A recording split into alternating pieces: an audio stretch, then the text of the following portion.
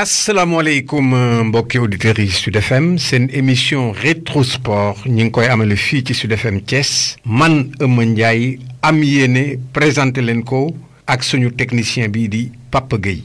rétro sport ñu jagleel ko football bi fii ci région bu Thiès ñu ciy dalal ligue régionale bu football bu Thiès ki leen teewal di Fallou Ndaw mi nga xam ni mooy vice-président chargé de la communication bu ligue bi moom la ñu dénk kàddu gi Fallou Ndaw ñu bàyyi la nga nuyoog bokk auditeurs yi.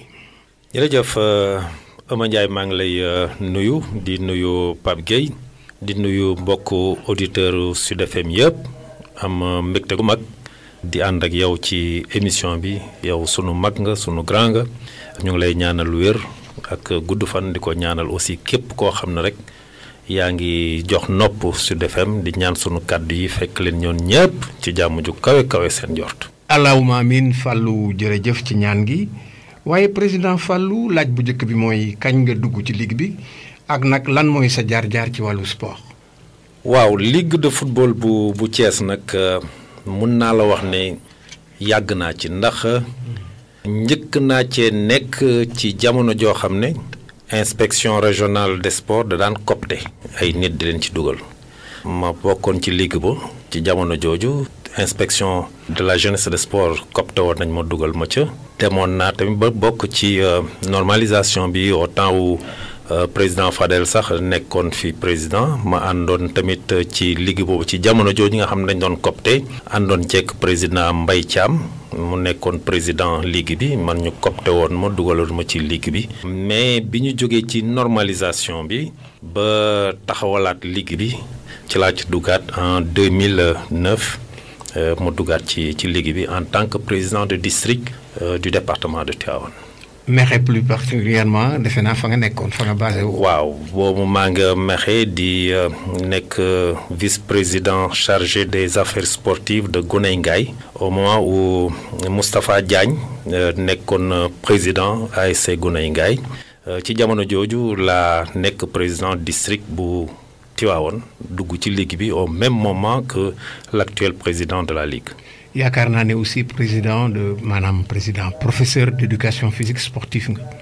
waaw ci profession je suis un enseignant d'éducation physique sportive sortant du CNEPS jàngale nekkoon aussi au niveau de Ziguinchor au lycée Djignabo Ziguinchor nag ma fay dem en tant que enseignant mais aussi en tant que footballeur parce que bi may def formation ba ni ma génnee dama doon compétir.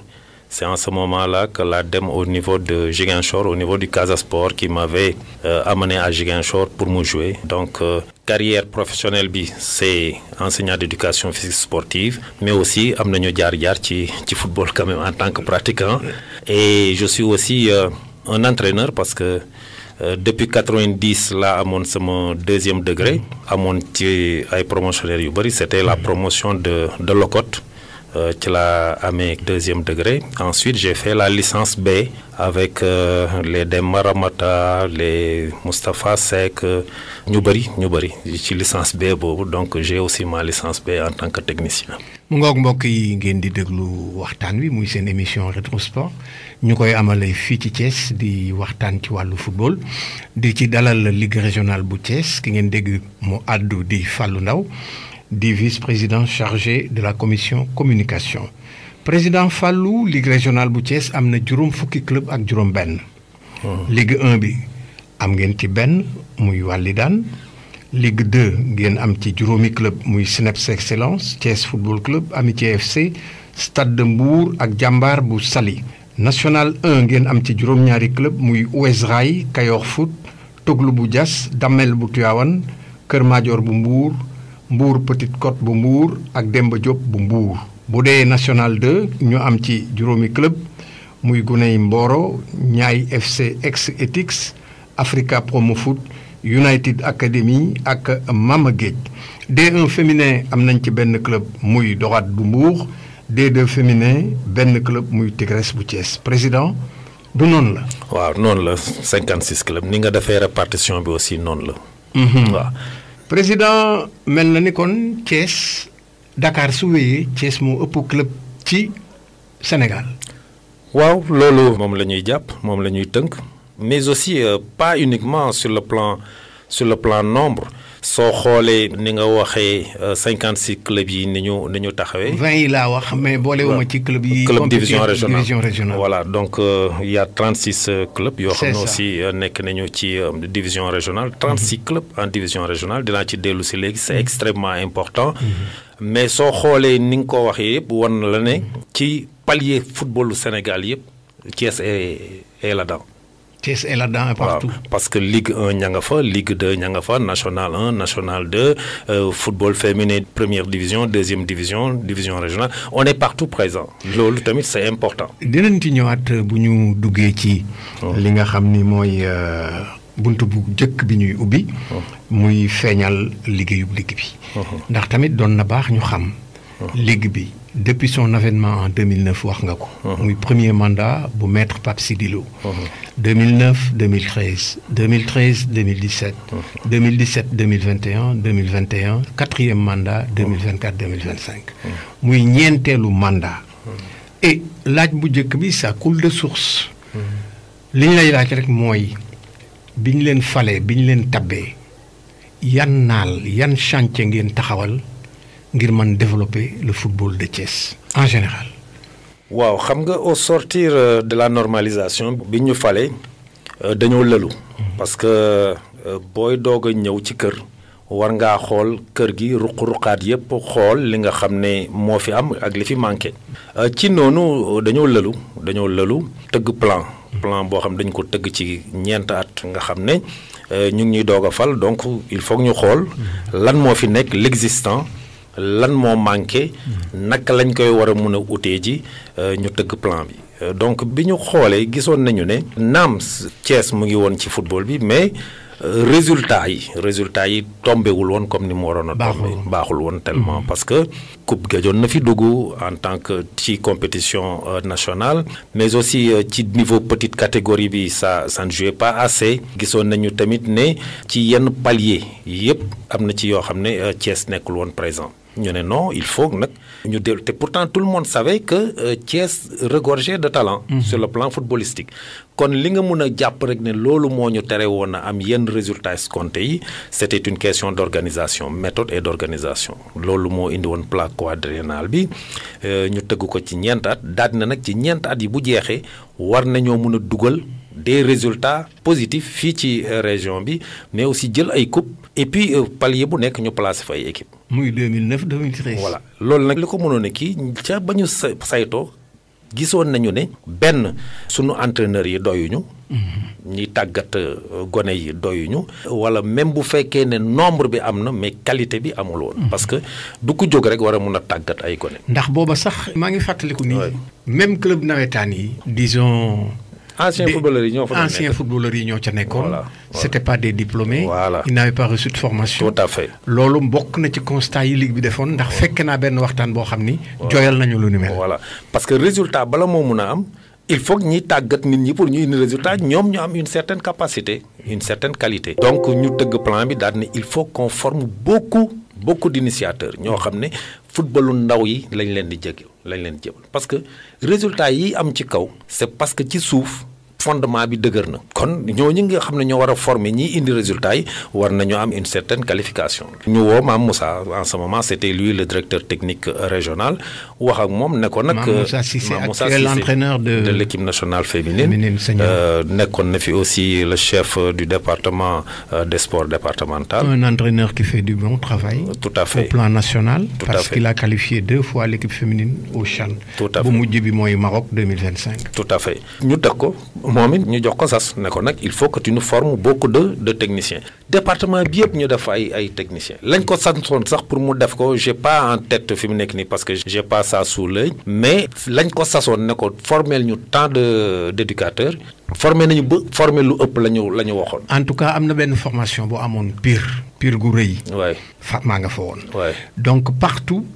Je peux témoigner que vous avez formé partout. Oui, dans tous les départements. Même à Mekhe, on a tenu une session de formation à Mekhe. Parce que beaucoup aussi, on n'avait pas beaucoup de techniciens. Et je rappelle, toujours, man bi may ñëw dans le département de Tivaouane moment bi ñuy jot ligue bi mënoon naa wax ni presque dans tout le département de Tivaouane est-ce que j'étais pas le seul deuxième degré avec Mansour Aïdara et peut-être paix à son âme et j'oublie encore son nom gaañu na quand même kii Sarr j'oublie son nom. oui waaw l'entraîneur Sarr voilà boo xam ne yoroon na sax Damels.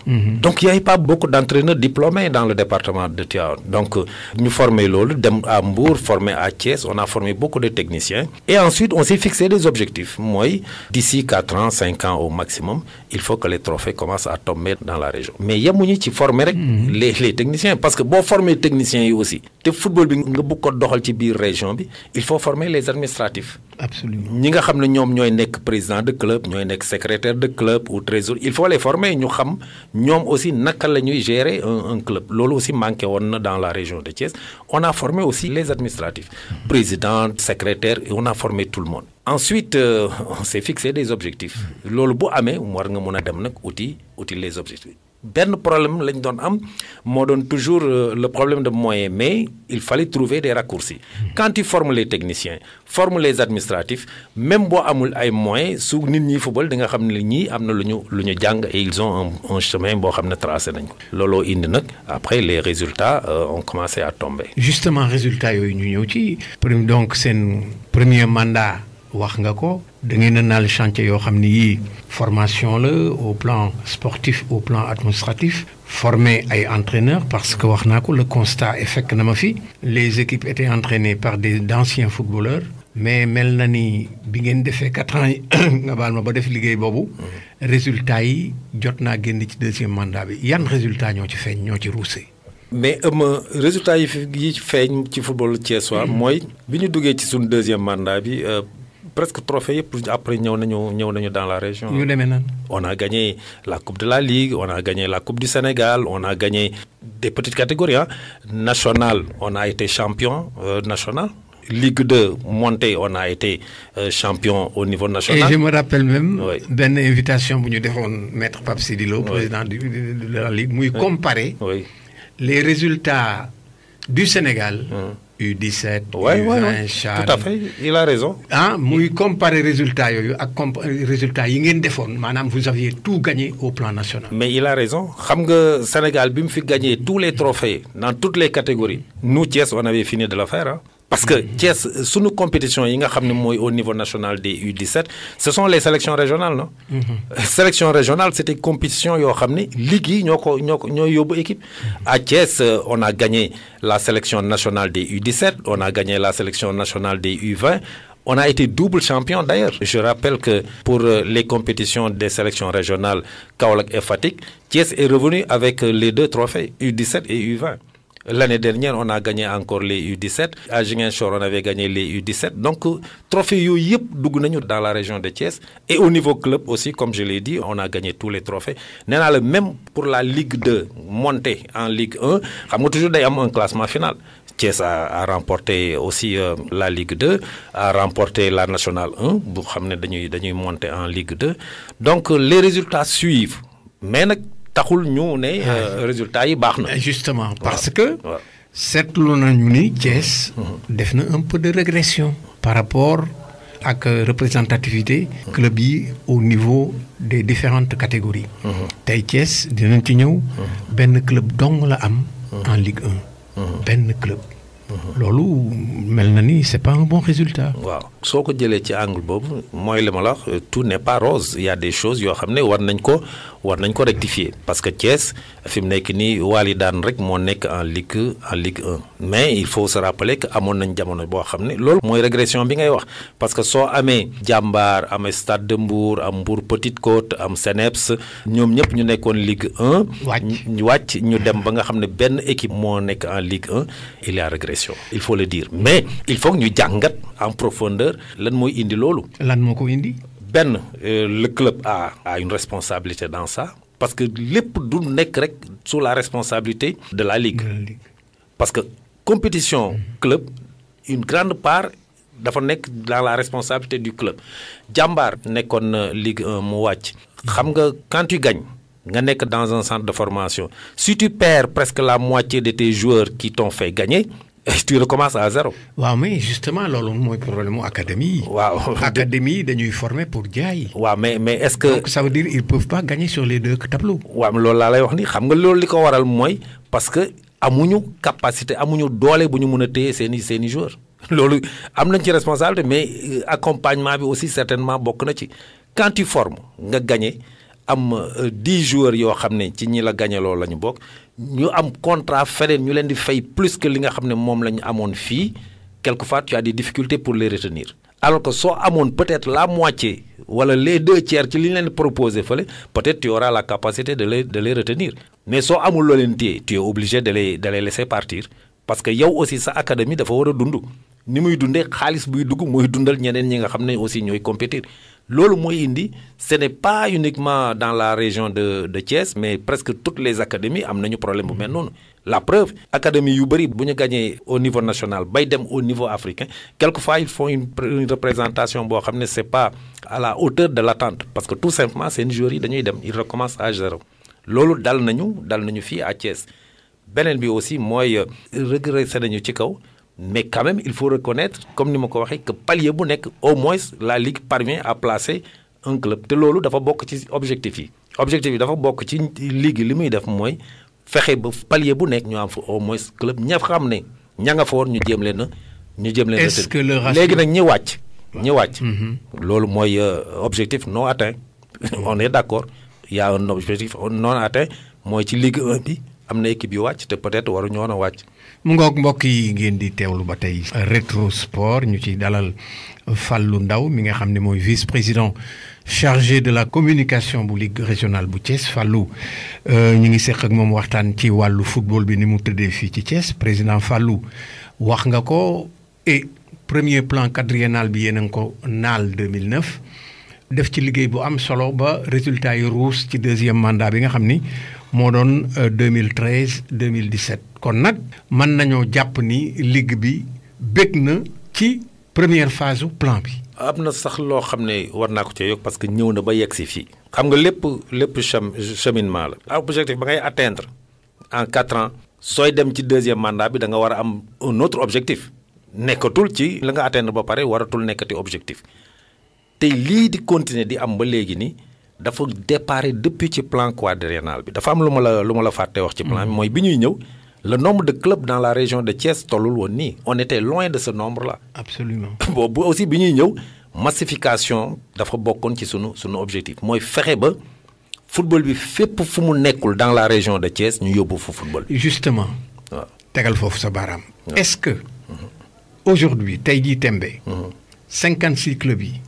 ñi ngi compétir régulièrement moi je veux parler du championnat régional ndax championnat régional bi yan jéego ngeen ci def ndax équipe yaa ngi compétir parce que le problème amoon na problème bu ñu soulevé woon dañu woon Dakar compétit plus que les régions loolu mooy indi différence de niveau yi yéen Thiès nan ngeen def ba pour pallier ça. xam nga Eumeu Ndiaye dinaa la wax ñu bëri ñu may déglu yàgg nañ ma cee dégg ci intervention bi mosuma d'accord ak ñenn ñi doon wax ne à Thiès même petite catégorie bi ça compétir je n'ai jamais été d'accord sur ça.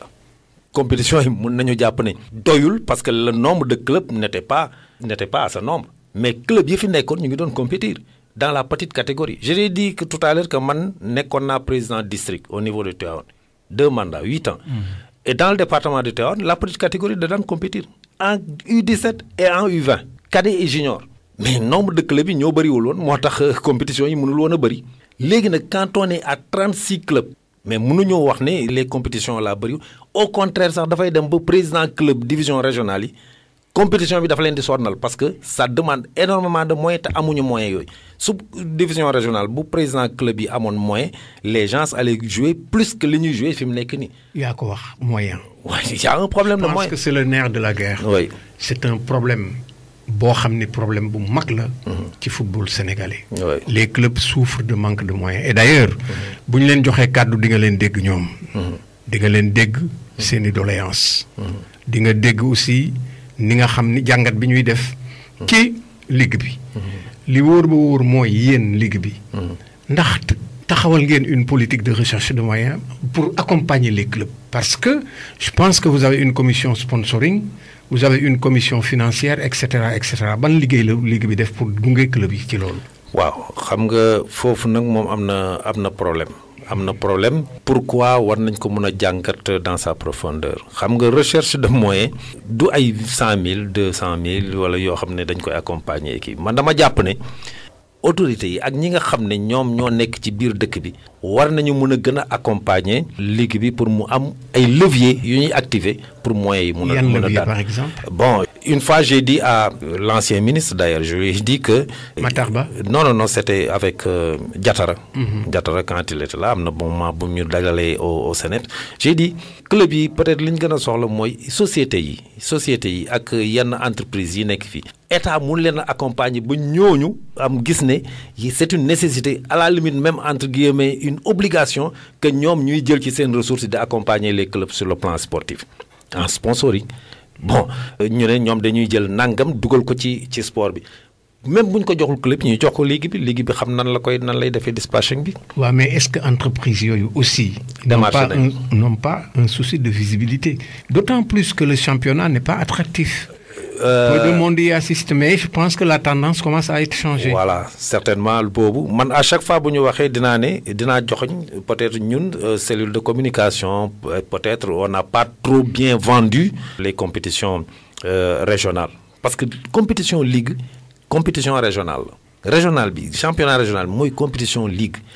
Compétition yi nga xam ne moom la Ligue Pro loolu compétition Ligue Pro la ñoom ils sont en train de faire un travail pour rendre visible seeni compétition moo tax au niveau de la Ligue Pro il y a des avancées léegi ñu ngi filmer ñu ngi wone sponsor yaa ngi ñëw am na club yu bëri yoo xam ne sponsors yi ñu ngi leen di accompagner mais au niveau compétition régionale peut-être c'est là où il y a problème te foofu warul am sponsor accompagnement rek la war a mun a am. Accompagnement bi nag nit ñi c'est par la volonté lañ ciy mën a duggee ni nga xamee ne moom lañ mën a accompagner les clubs tous les clubs souffrent de moyens ndëgam Ligue Pro ñooy souffrir di jooy moyens sakantuma que les équipes de division régionale kenn aidé wu leen kenn jàppale wu leen. les amateurs kenn jàppale wu leen amateurs sax waxuma national 1 ak national 2 mais surtout régional. Régional te pourtant le gros du travail se fait au niveau de la région. Est-ce que yéen ligue bi aussi waru leen a am comme mission pour accompagner club de division régionale yi ngeen investir leur commune jéem a ànd ak ñoom sur le plan parce que dinañu ci ñëw. Par exemple un département comme Tivaouane. Qui a d'énormes ressources minières. De grandes entreprises yu fa nekk. Yéen ligue bi est-ce que waru leen mën a accompagner club yu fa nekk Damels moo fa nekk comme club phare fa ñoom ndax mi ngi ci national 1 bi mais y a Niayes ex-Etix y a l'autre Guney Mboro et cetera Kajoor FC ngi foofu aussi et cetera mais yéen est-ce que ligue bi seen mission warul aussi nekk dem ci communes yi waxtaan ak club yi xool ban politique ngeen di élaborer pour mën a capter un peu sur le sponsoring avec ces entreprises. waaw ñu ngi koy def sax mais quelquefois bon l'oreille attentive mën nga ko bañ a moi je peux dire ci yi nga xam ne gis naa ñu def ci ay démarches moo aboutir par exemple quand tu prends la commune de Morolan je le cite parce que bokkoon naa ci ñi doon dox ci mbir boobu Morolan c'était Paxum Kuy qui était là-bas. Paxum Kuy moom moo accédé woon en national 2 mais on a rencontré le maire. Yves Lamine. Moi, quand j'étais président du district, je me suis déplacé avec l'équipe du district. Nous avons rencontré le maire, rencontré le président de Paxum Kuy. Autour d'une table, on a discuté. Les clubs au niveau national, les clubs de ville, division régionale, ils sont déjà club de ville. Quand tu as un club de ville, déjà tu as un club de ville. Amexé, c'est un club de ville. Gonengay, c'est un club de ville. Mboro, c'est un club de ville. Sandiara, c'est un club de ville. Kilomètre 50, club de ville. Toglu Radios, nous sommes un club de ville. Lan la ci municipalité bi xaar c'est une compétence décentralisée. Am nga club de ville dang ci wara duggal sa loxo bu baaxa baax ni ngay defay ay démarches pour out moyen yobbu ko dans la santé ou bien yobbu ko ci l'éducation non nga wara outé ji ay moyens yobbu ko ci football bi.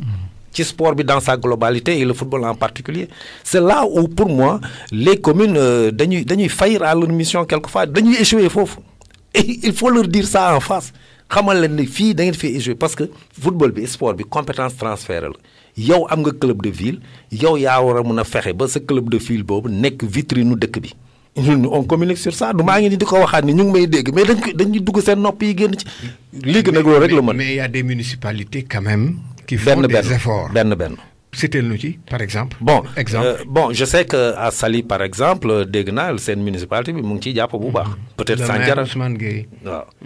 mais am na ci yoo xam ne mais man xam nga ay 1 million 2 millions pour man loolu du jàpp gars yi da leen di yéem génn nañu xaalis bëri jox nañ ko loolu du dara. division régionale le club qui quitte Mékhé pour aller jouer à Sandiara moo club Walidane bi jógee Thiès gii dem football yi Dakar presque soo deful nag seen i différence de moyens yu ñuy déplacé wu bëriwul de écart bi du bëri de parce que yow club division régionale nga là où Walidane prend benn bus climatisé nice kërëb yow munoo ko am tata nga mun a jël mais soo amee 1000 francs nga dépensé 500 yaa ki am 2000 dépensé 1000 francs yéen a tolloo. mais le football national ñu ñëw ci beneen volet def na des résultats très appréciables au plan mondial et africain. Sénégal léegi ñëpp ko xam. trophée yi mu jël bari na. donc il y a eu des retombées. CAF, FIFA est-ce que yaakaaroon ni aussi la fédération qui a maintenant des moyens warul jouer sa participation pour le financement des clubs parce que quand même l'argent du football doit retourner aux clubs pour leur développement est-ce que yaakaaroon ni aussi fédération bi fayir na un peu quelque part. mun nañu wax ne doyul li muy def doyul mais mënuñu wax ne aussi l'argent du football ne va pas au football mun na bañ a doy nag parce que xam nga jàppale équipe bi du rek yëkkati xaalis rek jox ko soo ko jàppalee ci infrastructure jàppale ko ci subvention au niveau de la ligue mun nañoo jàpp ne jàppale nga ko doyul nag. parce que li ngay wax nii léegi ci compétition yi si nous à Thiès li ñuy jox pour organiser les compétitions régionales deful sax benn phase. ñaata lañ leen di jox. j'ai pas le chiffre en tête. parce que là comme côté finance la bëgguma wax. mais c'est des millions quand même. waaw bien sûr. bien sûr ñu ngi joxe parce que les compétitions régionales les compétitions des U20 et U17 c'est la fédération qui finance ça. fédération mooy fay arbitre yi mooy joxe accompagnement pour les ligues doyul parce que quand tu as besoin de 1000 francs ñu jox la 500 francs munoo la ne kenn jàppale wu ma mais lañ la jàppale c'est minime par rapport ak li ñu la waroon a jàppale. c'est là où on dit que peut-être li fédération di joxe tuuti na war nañ ko mun a yokk bu baax a baax pour mun a accompagner les ligues yi mun a accompagner les clubs yaa ngi wax lu la ligue yi mun a accompagner les clubs mais ligue amul xaalis bu muy mun a accompagner les clubs. moom li mu mën rek mooy ay levier orienté la jéem la jàppale ci dara mais amul benn xaalis boo xam ne ligue am na ko pour mun a appuyer un club la ligue n'a pas d'argent. la ligue fédération daf koy jox ne ko lii dama la koo jox mais yóbbu ko fee. moom fonds de dotation ñoo yem. mais bu ñu xoolee aussi président Fallou. wax nga U17 yi. ni seeni compétition. mais avant les U17 il y a un palier très important. mooy la toute petite catégorie. les écoles de football foofu yéen. te y en a beaucoup à Thiès. les CODEF am nañu seen structure. loolu yéen ban relation ngeen am ak yéen parce que vous gérez tout le football hein. Ils sont membres de la ligue. Et les CODEF là ils sont membres de la ligue. seeni compétition dañ koy indi au niveau de la ligue dañ koy waxtaanee la ligue les accompagne mais accompagnement bi mu bëgg nit ñi xam ko te nit ñi di ko wax très souvent mooy dañuy yaakaar ne ligue dafa war a mun a am xaalis bu muy jox ñooñu ligue amu ko. ligue amul xaalis bu muy jox ligue li mu am te ligue mënul di organiser sax di ut xaalis. ligue li mu mën mooy comme fonds de dotation la dans les municipalités. nañ ko comprendre noonu. fédération mooy jël ci budget am ci xaalisam daal ne ligue am leen lii ma la jox nag lii na dem fonctionnement lii na dem compétition lii na dem ci arbitre lii nangam ak nangam. ligue loolu lay jël di korkoral te du mët comme du mët nag ñun foofu la ñuy amee des stratégies internes yoo xam ne dañuy jéem a wut nu ñuy compenser. comment en quoi faisant mooy ci ligue bi ñenn ñi la am seen poste dugal ci léeg-léeg nga am sa benn xarit bu mel ni Eumeu Ndiaye nga dem solliciter ko mu jàppale ci nàngam. loolu mooy suñuy levier. moo tax ma ne li ñu mën a jàppale ligue yi mooy au niveau régional ou bien au niveau des collectivités locales ñu mun a activer yenn levier boole koog ligue di dem di puiser ji foofu xaalis suñu demoon ba nga xam ne ñi ñu war a mun a accompagner nañu ba ay Dangote nangam ak naam ñu leen saa yi kat yéen da ngeen a nekk ci département bi fii jël leen moyens yu bëri ngeen jox ko district bi bu jotee xaalis boobu dina xam nan lay defee dispatching bi pour ces clubs qui sont dans le département mais ku ci nekk nag quelquefois mun nga dem am ak benn structure loo waxtaanee ak moom mu accompagner GCO fële ca Ngaye Mekhe am na loo xam ne mu ngi koy accompagner gone yi Ngaye. ah bon ah oui. mais ñoom ci nawetaan ak ñoom ñooy activer seen levier nawetaan yi dañuy dem foofu ñu jox leen. yooyu laa ne ak levier yooyu buñ ci waxtaanoon ba xam ne dañ naan GCO yow li nga am nii département de Tivaouane yëlal nangam nga jox ko le district du département de Tivaouane. département de Tivaouane xam nañ yan club ñoo nekk dans son département ñan ñooy compétir ñan ñoo nekk sur le terrain su boobaa moom dina mën a woo ñooñu ne leen bon ñun kat lii lañ ñu jox naka lañ koy utiliser pour le développement du football dans le département certainement mun na bañ a nekk sax xaalis bu ñuy joxe mun na nekk infrastructure wala mu nekk je ne sais pas les gens vont réfléchir pour que club yëpp mun ci gis seen bopp. tey jii ou bien un car un bus ñu teg ko fa. tey jii tembe président Fallou ndax yaakaaroon ne aussi club yu bari yi nekk fii beaucoup de clubs 56 dans une région comme Thiès est-ce que yaakaaroon ni aussi c'est excessif très excessif te it day disperser force yi day néewal doole football bi c'est pas votre avis? non man sax am naa ci beneen lecture de parce que benn bi mooy ñooñu nekk nga wax ne club yu bari yooyu yëpp bu ñu nekkul woon dans ces clubs là di football kon gone yooyu du ñu football.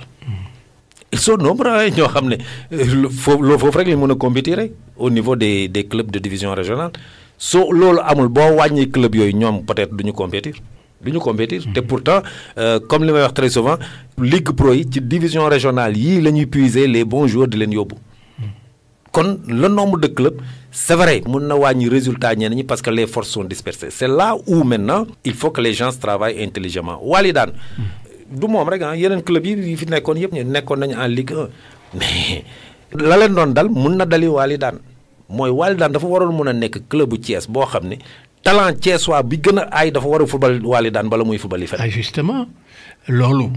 mais na fekk Walidane am xaalis mu leen mën a téye. mais attends loolu agité nañ ko. puisque y a eu un maire. waaw Idrissa Seck pour ne pas le nommer. waaw le maire Idrissa Seck am na lu mu leen proposé woon je me rappelle très bien. est-ce que du 2009 xaw ma.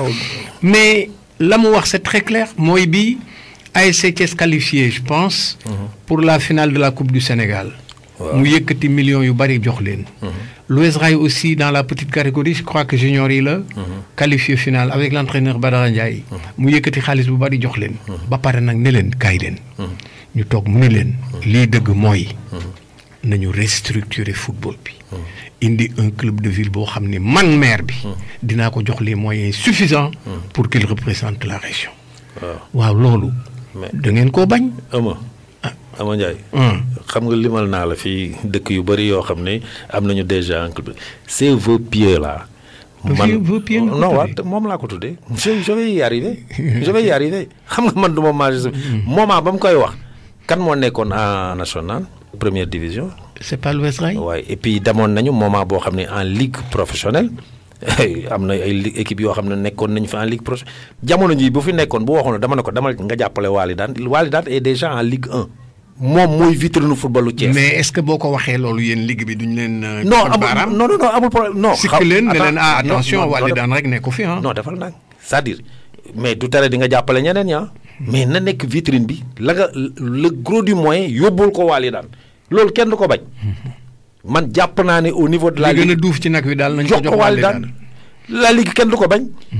kenn du ko bañ après nag ñeneen ñi s'ils font un résultat parce que résultat sportif mun na déterminant. moment ba ko Idrissa Seck doon wax man dama ne woon léegi nañ dem ci résultat sportif su saison bi jeexee ñu xool équipe bi nga xam ne moom moo nekk ci palier bi gën a kawe jëlal le gros du moyen nga yóbbul leen ko fa loolu équipe yi yëpp jaar nañ fa. CNEPS jaar na fa Africa Promo Foot jaar na fa Walidane jaar na fa Amitié jaar na fa ku ci nekk jaar nga foofu te amuloo moyens yi nga xam ne moom lañ la waroon accompagner. moo tax ma tuddee ko vos pieds. est-ce que yaakaaroon ni club yu bari yi. y a un autre mal. bu muy créer mooy l'adversité entre les clubs. gis nga ñun ñi ngi suivre le football. fii au niveau de la région. mais quand il y a derby.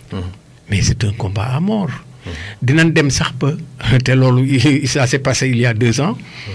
ñaari équipe yi Thiès di daje. bu nu nulee ñoom ñaar ñëpp sowe. mais safaan ba moo am. waaye loolu sax. au nom de la sportivité warula am c'est vrai. mais nag laaj bi mooy est-ce que multitude de clubs yi ak derby yu bari yi du xaw a wàññi un peu la cohésion au niveau des clubs. man daal dinaa la wax dara fii ma toog nii gis nga soo amee say moyens wool ligue bi ñu ñëw toog ñu wool ligue bi nga xam ne mu représenter tous les clubs nga ñëw ñu toog ñu waxtaan nga ne ñu lan nga bëgg ligue bi wax la naka ngay defee dispensation pour football thiessois bi yëpp gis ci seen bopp. mais boo koy wax nii nag d'une manière individuelle ku ci nekk da ngay jéem a xëcc jëmale sa boor mais su fekkee ne lu avancé le football bi rek la ñu bëgg l'interlocuteur principal c'est la ligue de football da nga koy woo mu ñëw toog ak ses membres yow nga toog nga indi sa projet ñoom ñu indi ñu waxtaan parce que ligue bi tous les clubs sont représentés te nag am na loo xam ne am na ci ligue de Thiès naa la ko wax tey jii nii ligue de Thiès amu fa benn décision bu ligue di jël te tooguñu waxtaanee ko autour d'une table ba ne lii la ñuy def ñun ñëpp ñu tënku ci quelquefois même tu peux être minorisé mais bu ñu xaasee ba ne lii la ñuy def ci ligue bi parce que ci table bi lañ koy teg li ma lay wax ni maire bu fi ñëwoon daal ne dama bëgg a jël 80 millions jox ko football bi te benn club laa ko bëgg a jox su wooyee ligue bi dina ko wax nan la koy doxee te su boobaa ñëpp dañ ciy d'accord bul jël 80 millions yëpp nga jox ko benn club ñeneen ñi aussi dañoo bëgg a vivre amal loo leen jox mais lu duuf ci nag li jox ko kii nga xam ne mu ngi fi loolu kenn du ko bañ. et c'est ce qui fait d'ailleurs que 80% ci mercato yi nii wala ci transfert yi très souvent les clubs de Thiès amuñu benn problème pour joueurs yi di circuler librement entre les clubs. amuñu ci benn problème parce que dañu jàpp ne c'est le football de la région soo bëggee jógee ci club bi ñëw ci club bi quelquefois les gens dañ koy waxtaanee amul benn problème on te libère nga dem sa yoon. club yu bari ñu ngi koy def. bon bu amee nag yenn parce que ñëpp mënuñoo nekk au même niveau. il y a des dirigeants yoo xam ne ñoom seen bopp dañ leen war a former waat parce que sooy xool pour l'intérêt général am na loo xam da nga koy bàyyi de ton côté pour l'intérêt général. pour l'intérêt général mbokk yi ngeen di teewlu ba tey seen émission rétro sport ñu koy defee fii ci dans les studios de Sud FM Thiès waxtaan wi jëm ci football bi l'état du football ou état des lieux du football. dans la région de Thiès ma ciy dalal waa ligue régionale bu Thiès en la personne de professeur Fallou Ndaw mi nga xam ne mooy vice-président bi ñu dénk commission communication président. Sans les clubs, il n'y a pas de ligue. Vous êtes d'accord avec moi? Tout à fait. Sans les clubs, pas de ligue. Sans les ligues, il n'y a pas de fédération. loolu lu baax lu ñu war a dégg la. donc ñaareelu xaaju émission bi la ñuy dugg. muy bunt bu ñuy ubbi. donner la parole jox kàddu gi. certains présidents de club. ñu ñëw ci ñoom it seen vision. ñoom it seen i difficultés. ñoom it seen relation avec la ligue et cetera et cetera. donc ñun jox nañu kàddu certains présidents de ligue et certains présidents de district. yaakaar naa ni district yi ci seen démembrement yi ëpp doole la bokk. tout à fait. n'est-ce pas.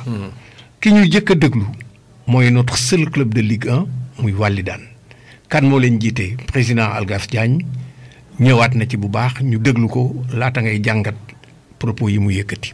Pape Gueye. Walidane mooy le seul club Ligue 1 ci région de Thiès ak championnat bu début. waaw loolu moom luñ ci mën a wax. c'est le fruit travail de yàgg la woon. donc boo xoolee Walidane am na benn constance ci les trois depuis bi mu nekkee en ligue professionnelle ci vraiment position. donc on était vraiment très compétitif. donc ñu yegg si fii nag je pense que loolu travail boobu moo nekk loolu nag boo ci boolee travail boobu ak vision bi nga xamante ni c'était clair suñu bopp ak une organisation bu rigoureuse. loolu daal moom laa wax ni moo ñu indi fii.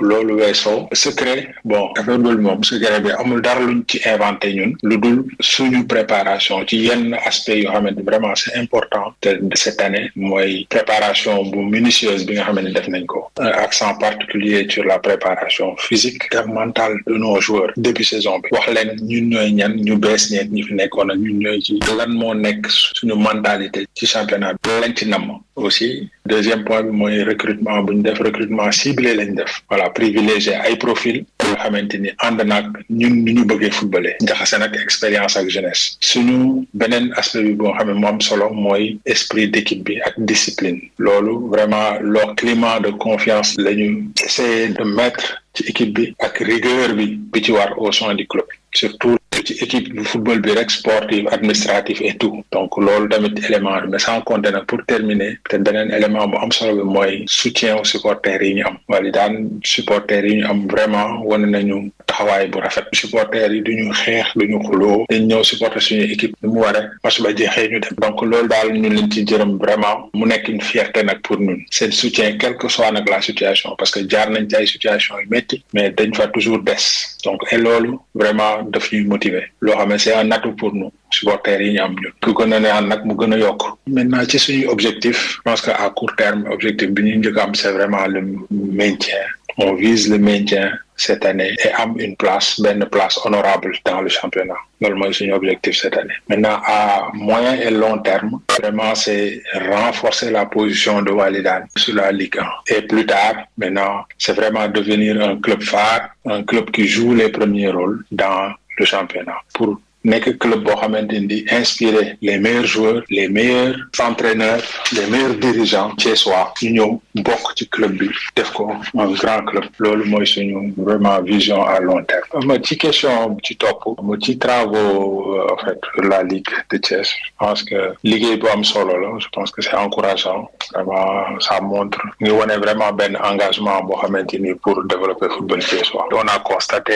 je pense que mais dañ koy xool ci sur les 3-4 dernières années je pense que Thiès am na avancé notable boo xamante ni mu ngi ci structuration ci compétition yi ainsi de suite ak ci résultats yi maintenant enseignement yi ci gën a am solo je pense que importance su les équipes de jeunes formation des jeunes je pense que loolu vraiment lu am solo la dañ ci war a gën a investir pour garantir vraiment un vivier pour le football thiessois beneen bi mooy jot na ñu am un accompagnement financier vraiment bu gën a bu taxaw loolu bon peut-être mën naa ko def seen plaidoyer pour vraiment que ñu gën a jàppale club yi parce que jusqu'à présent malgré ñu ngi def ay résultats mais accompagnement boobu amagul beneen aspect bi aussi tamit mu ci mën a yokk mooy organisation compétition yi am na ñu ngi góorgóorlu bu baax ci organisation mais reste vraiment ñu gën ko structurer surtout sur calendrier bi ak logistique bi pour vraiment compétition yi mën a dérouler vraiment dans des meilleures conditions donc loolu daal laa ci mën a wax comme jàngat buñ ci mën a def maintenant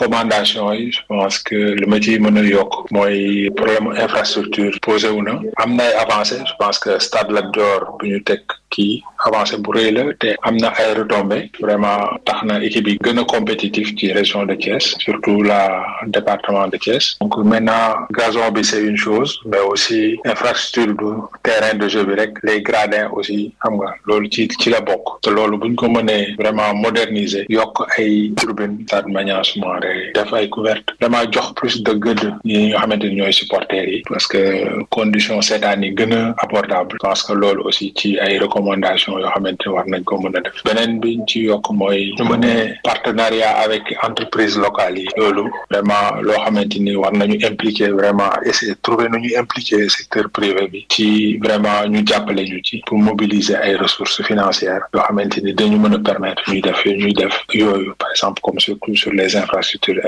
ma teg ci beneen aspect muy communication pour vraiment communication au niveau de la ligue pour gën a dooleel football thiessois je pense que à travers les médias ak réseaux sociaux yi loo xamante ni la am na solo trop parce que pour gën a mën a fédérer club yi ak les habitants de autour parce que loolu vraiment baax na ci trop ñu gën a développer plan yooyu peut-être pour terminer li ma ci jeexal mooy suñu mënee teg benn plan wala benn programme am na sax mais di yokk ci ay accompagnement pour vraiment détection les jeunes talents fii à Thiès il y a beaucoup de talents mais je sais que dañoo laqatu wala ñu ngi ci seen benn centre bu ndaw di kii foofu mais j'en suis sûr que buñ leen di gën a def ay programmes yoo xamante dina permettre ñu détecter leen ci catégorie yëpp parce que loolu mooy assurer vraiment suivi ak développement football thiessois faut penser à pérenniser lépp yi nga xamante dañ koy def lu baax ñu mën a changer di rajeunir di gën a di dugal aussi les talents ci circuit bi dina am solo trop pour football thiessois te loolu ndamu ñëpp la ndamu thiessois la ndamu football thiessois la de façon générale loolu daal laa amoon ci lu may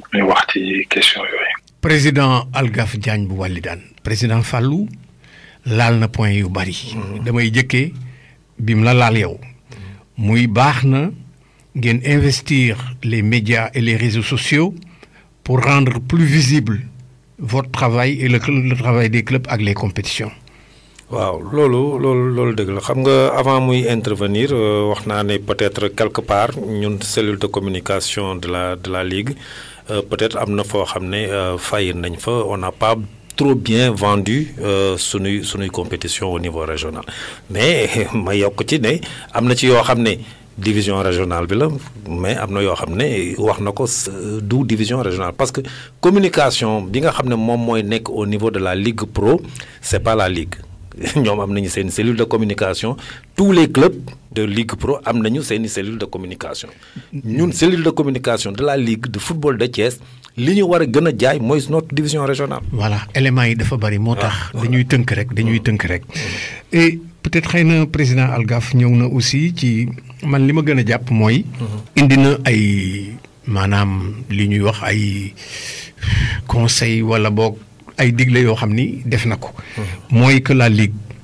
doit aussi asseoir une politique pour la détection des talents loolu aussi ñëw na ci. mais foofu d'accord naa ni muy waxee mais il faut que ma préciser que pour la détection des talents au niveau régional wax naa la ne dañu am des sélections de U17 U20 CODEF seen sélection mais tous les matchs yi am dans la région yëpp sont supervisés par la direction technique régionale kon ñoom ñu ngi détecter les talents yi nga xam ne ñoom ñoo nekk dans les différents clubs de la région de Thiès amul benn match U17 boo xam ne direction technique nekk fa pour détecter des talents. mais d'accord nga ci li mu wax. ci njëlbeeni kàddoom nee na. secret Walidane du lenn lu dul constance ak organisation. je suis d'accord rigoureuse. te it def nañu recrutement ciblé. te it am nañu esprit d'équipe et de discipline vous êtes d'accord. tout à fait gis nañu loolu c'est moom mooy clé résultat bi. Voilà. et puis li nga xam ne moom la Walidane am fi mu nekk nii soo demee Lat Dior quand le Walidane joue on sent que le public thiessois est en train de revenir. Les supporters sont là. parce que les résultats suivent. mais dafa am lu mu wax lu am solo loo xam ne loolu dafay tax public bi ñëw. mooy cadre bi. l'environnement. Walidane joue au stade Lat Dior. waaye nag am na est lu mu ci teg. waaw xaw na ñaaw lu tuuti wala boog. qualité gazon bi. waaw ak peut-être xëy na.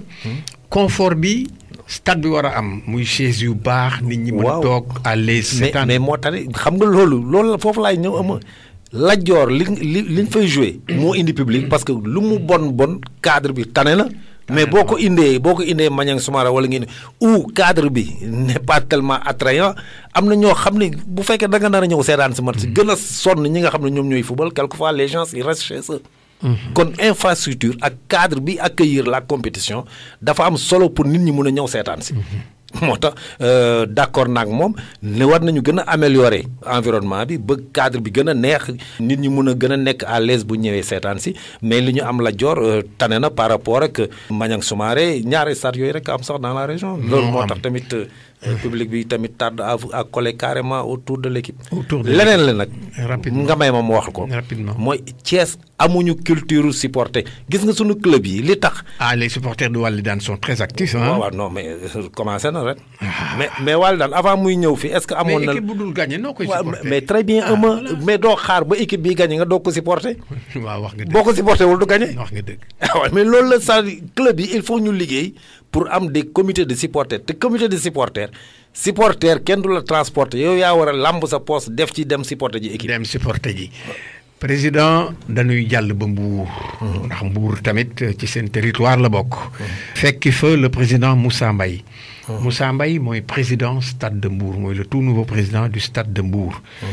seq nañu ak moom waxtaan Pape ñu teewlu président Moussa Mbaye. La place du stade de Mbour n'est pas en Ligue 2. Je pense que Mac yow ñoo ko mujjee wax mais tous les acteurs du football sénégalais seront unanimes à dire que la place du stade de Mbour n'est pas en Ligue 2. Tout simplement parce que stade de Mbour équipe bu am histoire la mais également c'est une équipe qui a vu défiler énormément de talents, qui a vu défiler énormément de personnalités dans le monde du football sénégalais et du question où vraiment li ñu dëkk Mbour wala li ñu doon président wala li ñu doon supporter u club bi rek mais dañ ko teg ci vraiment jaar-jaaru équipe bi rax ci dolli yi boo xoolee tey les supporters les foules que l'on draine à chaque fois que nous recevons à Mbour di nga xam ne équipe bi vraiment c'est une perte vraiment pour man c'est du gâchis que l'équipe ne soit pas en Ligue 1 tey néew na équipe yooyu mën a jël Ligue 1 ñu mën a feesal stade comme ñun niñ koy defee donc je pense que loolu rek war na tax tey ñu dellu si Ligue 1 également tey néew na itam équipe booy jël Sénégal muy équipe bu Ligue 1 wala équipe bu Ligue 2 te doo fa fekk joueur bu jugee Mbour wala joueur bu Stade de Mbour formé tout simplement donc vraiment autant de raisons boo ci dolli également les infrastructures qu'on a Mbour nekk dëkk sport de manière générale mais aussi dëkk football ak programme bi ñu indi ñun itam gëm nañ ni loolu ambition boobu noonu c'est-à-dire de retrouver la Ligue 1 dinañ ko concrétiser rapidement mais pas seulement retrouver la Ligue 1 suñu ambition weesu na loolu gëm nañ ni Stade de Mbour dafa war a jouer les premiers rôles dans le championnat sénégalais et Inch'Allah nous voulons nous donner les moyens vraiment d'atteindre cet objectif-là avec l'aide vraiment de toute la communauté ici à Mbour avec l'aide vraiment de tous les partenaires des entreprises des associations des communes vraiment du monde sportif mbourois je pense que objectif boobu mën nañ ci egg rapidement il faudra vraiment que tout le monde soit impliqué dans le département et vraiment nous pensons que un retour du Stade de Mbour en Ligue 1 permettra vraiment donc à l'équipe de jouer pleinement son rôle de vitrine du football sénégalais. La richesse sportive du département de Mbour pour man c'est une chance pour nous les acteurs du sport et du football de manière particulière comme ni ma ko waxee Mbour dëkk sport la dëkk football la et c'est ce qui explique en partie tey ñu am comme vous l'avez dit autant d'équipes qui sont engagées dans les championnats nationaux je pense que loolu chance la bu ñu war a saisir et de ce fait dañu war a jéem a xool vraiment comment aller plus en profondeur dans la collaboration entre ñun suñu biir pour que vraiment loolu atu boobu noonu ku nekk mën cee gis sa bopp donc je pense que mën nañu nekk ay adversaires le temps d'un match si on est engagé dans les mêmes championnats mais bu match boobu weesoo dañu war a xool ñun ñëpp naka la ñuy fexee ba jëmale kanam footballu Mbour ak sport Mbour ak sport Sénégal de manière générale donc bu ñu àndee ci suñu biir xool vraiment comment nouer des partenariats stratégiques dans plusieurs domaines bu ko defee les acteurs locaux les entreprises locales et les acteurs institutionnels locaux mën ñoo jàppale que ce soit les communes que ce soit les grandes entreprises yu nekk ci département bi mën ñoo jàppale ngir sport bi et football bi de manière particulière mën a jëm kanam ci département bi tey ñun ñëpp ñi nga xamante ne ay équipe Mbour lañ que ce soit celle engagée en Ligue 2 ñu leen di ñaanal ñun ak jàmbaar ñu dellu Ligue 1 rapidement rejoindre élite bi ak ñeneen ñi aussi ñu leen di ñaanal ñu fekk si ñu rapidement ñun ñu sommes des ambassadeurs de Mbour nous sommes des entreprises aussi qui sont établies à Mbour te entreprises yooyu ñoo ñu war a jàppale bu ko defee ñun mu yokk suñu doole ñu mën leen offrir vraiment plus de visibilité également mën a contribuer plus efficacement au développement du sport donc dans le département de Mbour par exemple tey boo xoolee pour parler un peu vraiment des relations que nous devons avoir entre équipes de Mbour le fait que le président Saër Seck à un moment donné vraiment jël une pelouse mettre ko à la disposition du stade Caroline Faye loolu bi mu ko defee équipe Mbour yëpp la ko defal et c'est un geste que j'avais salué à l'époque et je continue de saluer donc loolu ça témoigne encore une fois donc des relations qui existent entre nous et qui doivent encore être développées en tout cas davantage ci suñu diggante donc comme je l'ai dit vraiment richesse sportive Mbour boobu noonu vraiment c'est une chance pour nous ñëpp qui sommes acteurs donc du sport dans le département de Mbour donc je pense également l'État a un rôle à jouer donc à côté des entreprises et des collectivités territoriales comme ni ma ko waxee l'État a un rôle à jouer comme ni mu koy defee partout dans le Sénégal. mu ngoog président Moussa Mbaye yaakaar naa ni dégg nga bu baax kàddu yi li ci ëpp solo nag mu wax ko ma dégg mooy que Mbour dafa am une richesse au point de par rapport au nombre de clubs te war nañoo booloo comme un seul homme pour mën a dem wuti des partenariats au niveau des entreprises. Mbour est une ville touristique, beaucoup d'hôtels et les hôtels ont besoin de visibilité, président Fallou. waaw ma koy nuyu président. Moussa di xalaat bu baax aussi le président Saër Seck wax na ko. xam nga loolu aussi c'est une des forces de la Ligue de Thiès cette solidarité là. ñi nga xam ne am nañu moyen ñu ngi jàppale ñeneen ñi c'est comme le président Saër c'est comme le président Mbaye Diouf Dia ñu ngi jàppalante par rapport aux moyens qu'ils ont di ko jàppale la Ligue xam nga Stade de Mbour club mythique la mooy yi may wax rek ci club de ville mais Mbour mënuloo faa dem nga ne wàññi leen club parce que est-ce le Stade de Mbour fait des résultats Mbour Petite Côte fait des résultats Jambar fait des résultats xam nga kon équipe yu bëri ci benn localité ne veut pas dire que da ngay wàññi force yi parce que ñoom ñëw équipe yooyu ñu tudd foofu Mbour yëpp ils font des résultats sur le terrain maintenant dinañ am yenn côté yoo xam ne dañuy am ay difficultés mais li mu mujjee wax moom lay dëggal. Quand le stade de Mbour joue on doit sentir tout Mbour derrière le stade de Mbour loolu mooy solidarité bi parce que stade de Mbour mu ngi Ligue 2 moom moo jegee fi mu nekk nii Ligue 1 ak jàmbaar mais dañ ko war a pousser te loolu ça fait partie des objectifs de la Ligue mooy ñi nga xam ne ñi ngi Ligue 1 nañ fa toog mais ñeneen ñi ngi nekk Ligue 2 nañu fexe ba au moins en fin de saison ñu yéegal benn wala ñaar ñu dem fekk leen ci kaw ça fait partie des objectifs mais loolu nag ligue bi rek mënu ci liggéey ña nekk ca localité ba dañ caa war a jàpp dugal ci seen loxo bu baax a baax mooy li mu appel bi mu lancé mooy tout Mbour comme ñoom jàpp nañ la le stade de Mbour sa place n'est pas en Ligue 2 ñoom ñoo ci war a dugal seen loxo bu baax mu bañ a nekk nag des pressions négatives. des pressions négatives. waaw na nekk pression positive pour mun a jàppale stade de Mbour pour mu yéeg. jàppale stade de Mbour pour mu yéeg. bu ñu jógee Mbour dañuy dem Tivaouane. Tivaouane district ba ki ñuy wax Pape Fall moo ko yor. président Pape Fall. moom it am na ban jàngat bu mu def ci waxtaan wi ñu teewul.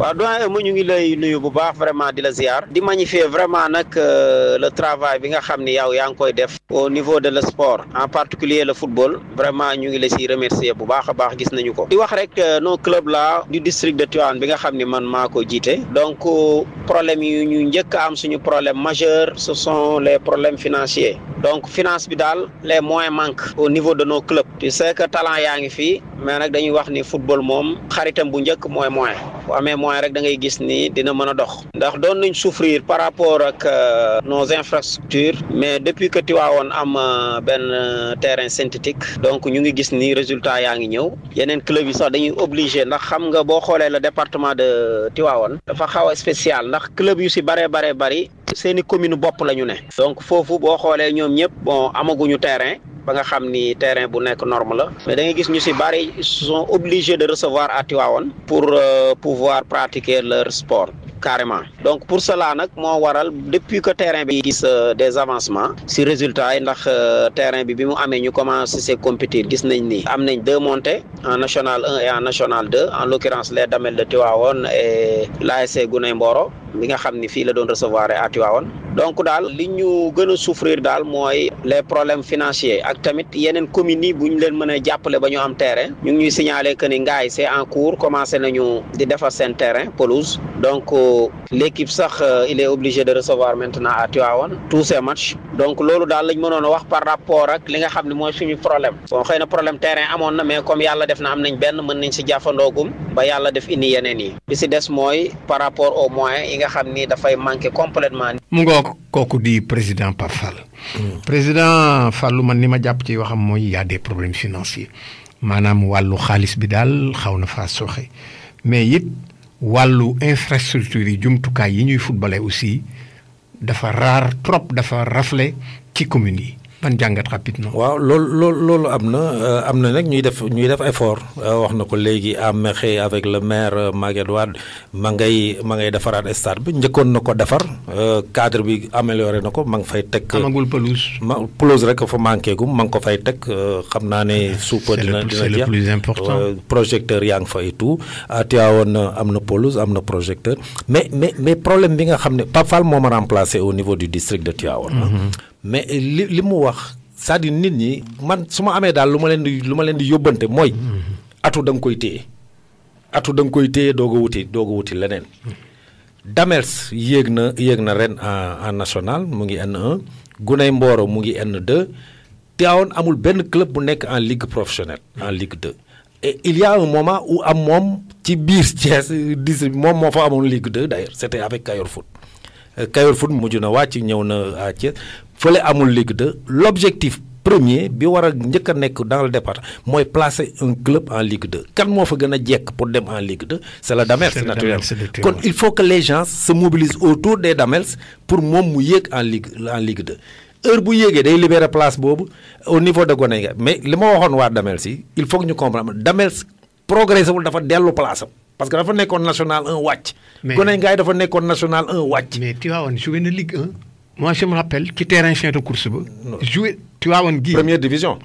waaw Damels était en première division. Damels était en première division. oui mais depuis ñu def ay ligue pro yooyu.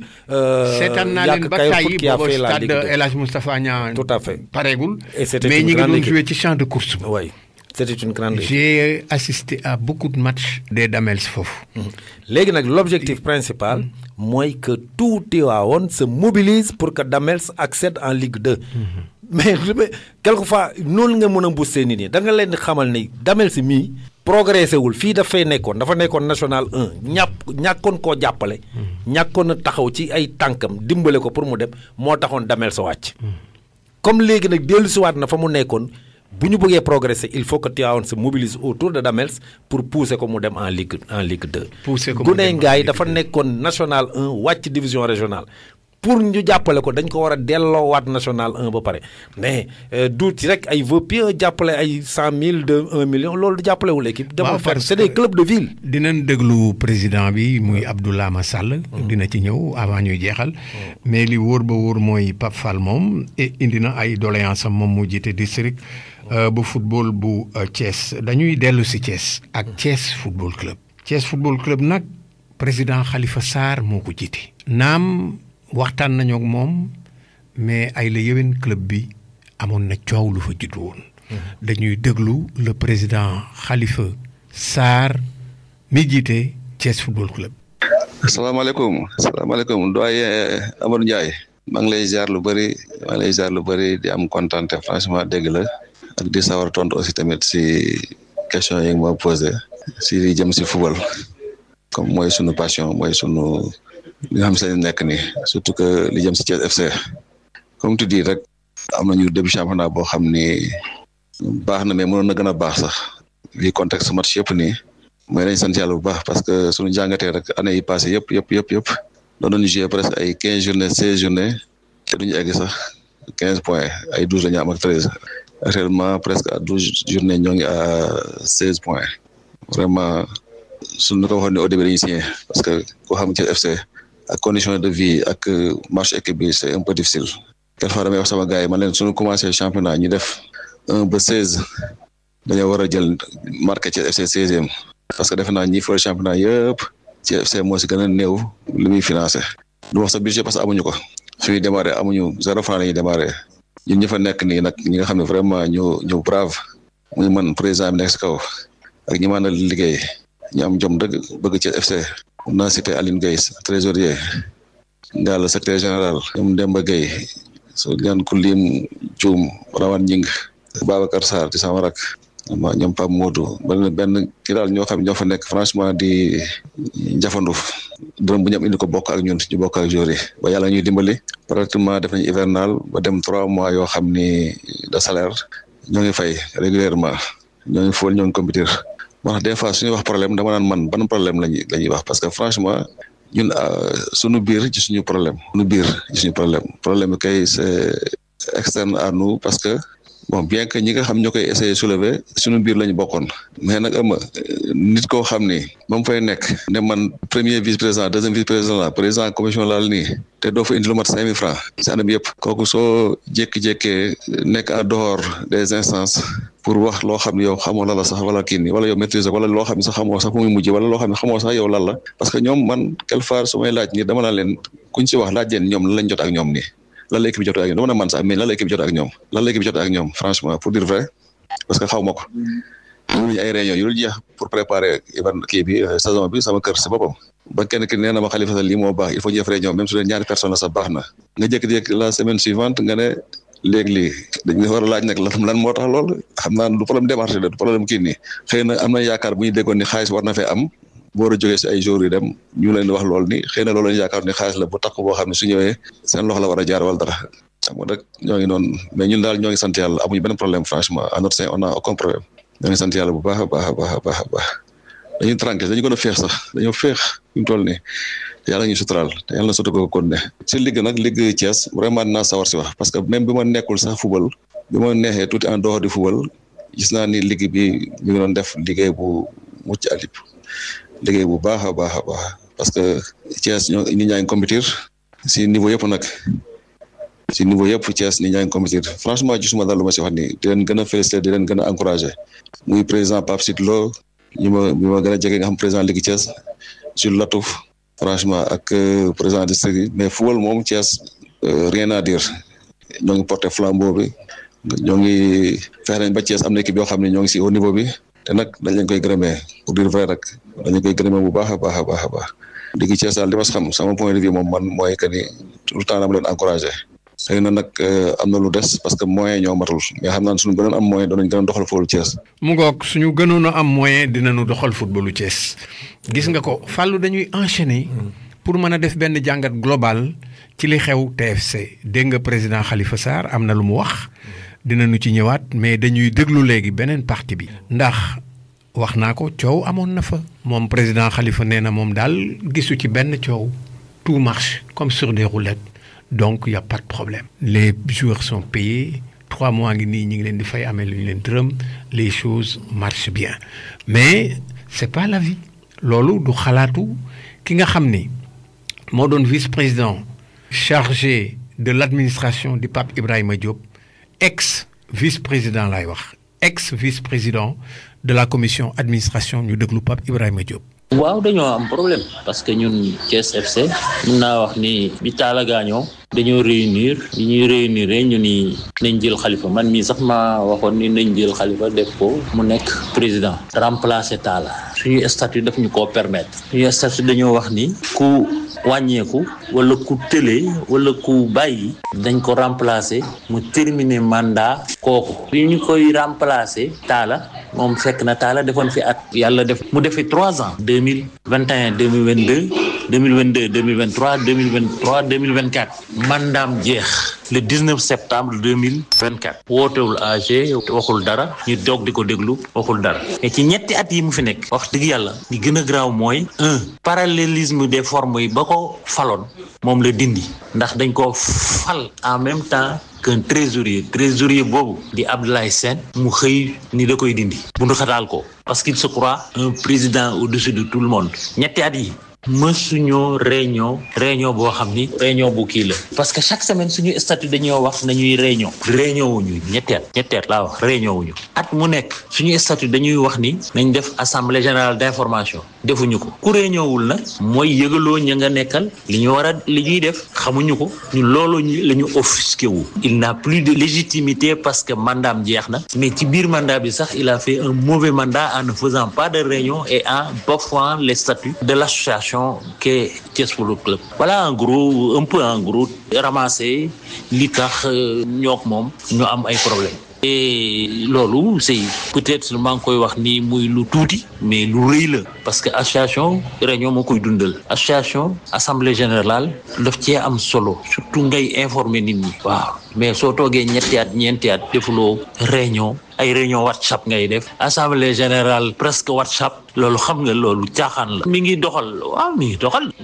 mais est-ce que saison 2023-2024 su xoolee ni chaque fin du mois le club engrangé 6,5 millions à 7 millions les gens étaient payés avec des salaires yoo xam ni salaires yu duun la na xool comparé su dee moom en tout cas cotisé moo jeex ci équipe yi quelqu'un vient il amène de l'argent qui peut gérer les problèmes de l'équipe et demander aux gens de cotiser 5 000 10 000 loolu dafa jeex ci équipe loolu ça ne gère pas une équipe c'est quelque chose qu'on gère avec 6 millions 5 7 millions 10 millions 15 millions 20 millions avec des salaires qui dépassent largement les 100 000 francs et qui sont régulièrement payés. Waaw. Équipe su amul siège di voyager dans des conditions très difficiles dans des Ndiaga Ndiaye. Équipe su dul recevoir les joueurs su dul recevoir à temps leur salaire ou leurs salaires sont morcelés. Équipe su dee suñu joué ba pare suñu gagné duñu jot ci seen prime de match alors que loolu yëpp nekkoon fi ñu di ko def donc il y a problème pas être dur de la tête quand il y a problème il faut dire qu'il y a problème affaire bi ñun suñ ko créé tam moomatuñ ko ça appartient à tout Thiès mais les Thiessois ils sont là ils sont spectateurs ils savent ndax équipe bi mi ngi avancé jëm ci kanam wala équipe bi mi ngi dellu ginnaaw mais attention parce que les victoires là peuvent être un leurre. Attention à la chute. waaw attention à la chute. Les victoires peuvent être des leurs noonu la Pape Ibrahima Diop daanele ay kàddoom président Fallou. ñun duñu étendre ci li ñu jotee déedéet c'est pas notre rôle. mais yéen ligue bi ndax yëgoon ngeen lii. waaw xam nga ci njëlbeen bi may doog a commencé am na laaj boo laajoon xaw ma woon sax ni lii dina ñëw de mais dama la waxoon ne am na yenn résultat club yoo xam ne benn part de responsabilité bi ci club bi la ligue bi mënu cee nekk dara équipe buy wàcc wala buy yéeg am na ci lu bëri loo xam ne responsabilité bi ci club bi la ñun nag ligue ñoo njabootee ñëpp coow li dégg nañ ko. mais par personne interposée dans l'informel nit ñi ñu ngi ciy wax. parce que problème bi am sa biir kër soo ko indilul njaboot borom kër gi ki nga xam ne moo leen njabootee yéen ñëpp munu cee àddu. waaye nag bu ngeen ko déggee yéen it war ngeen a mën a àddu. déet wala boog jigéen ñaari parti yi. non xam dégg nga Pape Diop bi ci waxam. à chaque fois yaa ngi dégg mu naan sunuy statut sunuy règlement sunuy statut bu Thiès FC lay wax club bu nekk am nga say statut. am nga sa règlement intérieur ligue mënul émissé wu ci loo xam ne yow say texte wala say statut lii la wax wala lii la wax soo amee jafe-jafe nag sa biir kër su fekkee ne jël nga dossier bi wax ko ligue nekk da nga bëgg ligue àddu ci su boobaa ligue dina ci wax mais tant que jotuñu ne kat problème am na dañoo bëgg yéen ngeen arbitrer wala ngeen wax ci wala ngeen wasuli seen àq ligue mënu cee wax d'une manière formelle li mu mën mooy d'une manière informelle comme ni ma la ko waxee di waxtaan ak kii di waxtaan ak kële pour njaboot gi nekk benn léegi nag bu dossier bi ñëwee ligue forcément il faut mu àdd ci. yaa ngi fàttaliku jamono. raay amoon na problème bu mel noonu. mais ba dossier ba ñëwee ci ligue da cee def ay jéego da cee wax parce que boobu indil nañ ko dossier bi ne ko lii mooy problème bi yow war nga cee wax war nga cee àddu. ñu laajte ay statut laajte ay règlement intérieur man bokkoon naa ci ñi doon auditionné nit ñi sax laajte ñu indil ñu wax après ñu wax leen lan moo ci suñu xalaat ak naka ngeen war a def su la jaree ñu ne diw yaa nekkul ci dëgg ñu ne diw nekkoo ci dëgg. mais sa problème interne sa problème mu kër la boo ñu ci boolee ñu wax ci boo ñu ci boolewul di ko régler mënuñoo émissé wu sinon ligue day dugg ci loo xam ne sax yoonam nekku ci. ah mais président attention quand même ndax tamit yéen a njaboote ñëpp. mbir mën naa xew comme lii xew TFC. kenn saisiru leen dëgg la. ngeen téye seen njàmbur ndax njàmbur googu jaatu na. non téye njàmbur bi ma wax mooy njàmbur gi ndax jaatu na ndax laissez-moi continuer. ndax tamit xeex su amee ci seen ñaari membre njaboot. seen devoir mooy. même su fekkee ni indiluñ leen dossier bi. ngeen jege ñaari parti waxtaan ak ñoom ci njëkk ne leen. lii fi xew de baaxul. nu ngeen yaakaare ni mën nañ leen cee jàppale ba mu faju ndax loolu du seen rôle aussi. mais wax naa la ne ñu ngi koy def nee naa la d'une manière informelle nit ñaa ngi waxtaan ak. ñii ak ñii ak ñii. mais du ñu ci mën a communiquer officiellement parce que bu ñu ciy communiquer officiellement mooy dossier bi ñun léegi mu ngi ciy àddu mu ngi ciy wax officiellement parti yi toog ñu waxtaan ak ñoom dégg mais d'une manière informelle. nit ñaa ngi waxtaan ci suuf ku nekk yaa ngi wax ak nit loolu mën naa ko dégg.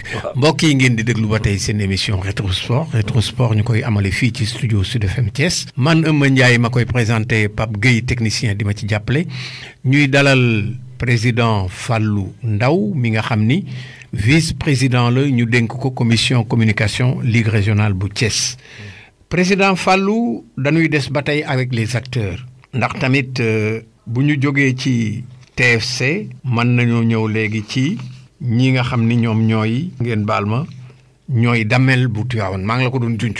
ne la damel bu Tivaouane ñoom it àddu nañu. ñoom ñi ngi national 1.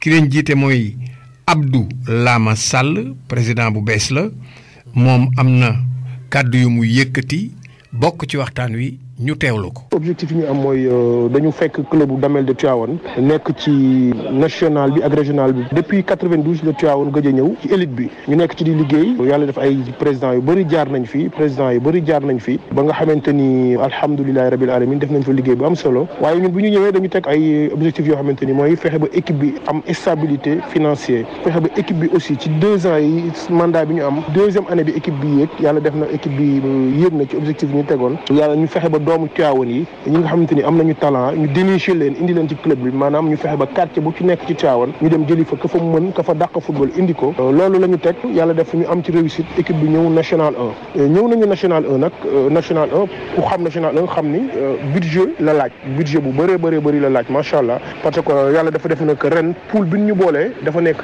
poule bu metti poule boo xamante ni presque match yi ngay football yëpp da ngay dem ci sud bi nga jëm da ngay dem dajek AS Kolda da ngay dem dajek Pépinière Sud da ngay dem dajek Agemat bu Ziguinchor da nga fay dem 6 fois ci sud bi ñu ne woon nag am benn projet de budget boo xamante ni ñu ngi woon ci 30 millions yàlla def bu ñuy démarrer ci saison bi benn bonne volonté bu ñuy wax Ablaye Ndiaye Ngalgu utal ñu bus waaye teewul suñu jafe-jafe ba tey wàññeeku na mais am nañu ay problème financièrement parce que club bi dafa nekk club bu municipalité bi nag dinañu subventionné waaye li ñuy subventionné nag xeebuñu ko waaye da caa yem ndax ñu doon 3 millions ci année bi ci équipe bu championnat boo xamante ni benn journée am rek dafay def 1 million parce que da ngay jël prime match yi da ngay jox joueurs yi en cas de victoire di nga jël logement fa ngay dem di nga fa def logement donc ci yooyu la ñu nekk pour dire daal club bi actuellement ci problème mu finance la ñu gën a am parce que ñi ngi doxal équipe bi mi ngi gagné mais financièrement xaalis bi moo manqué ci club bi ay xale yu jàmbaar nag ñoo fa nekk ak bureau boo xamante ni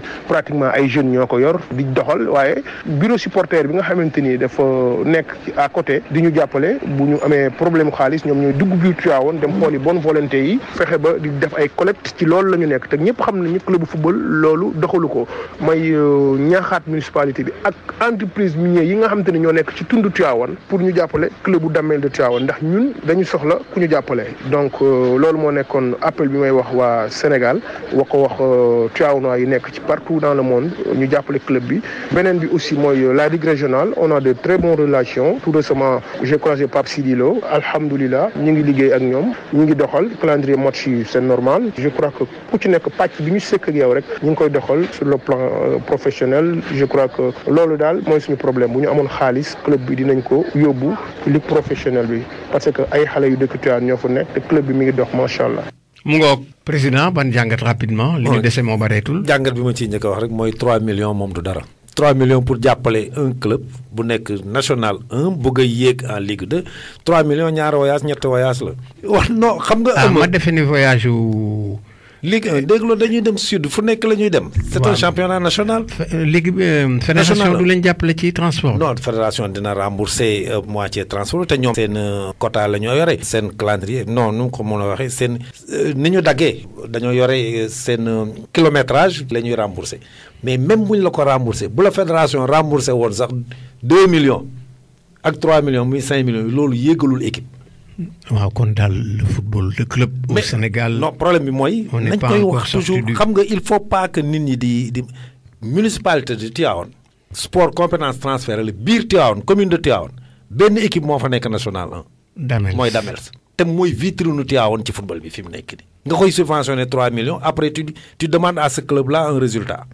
mais il y a des communes qui ne font pas ça hein. mais ñi ko dul def kay waxuma leen ñooñu. il faut saluer l'initiative joxewuñu sax ndox mais saluer l'initiative dégg ko wax na ko nee na xeebuñu ko mais man dama ne loolu dafa doyul.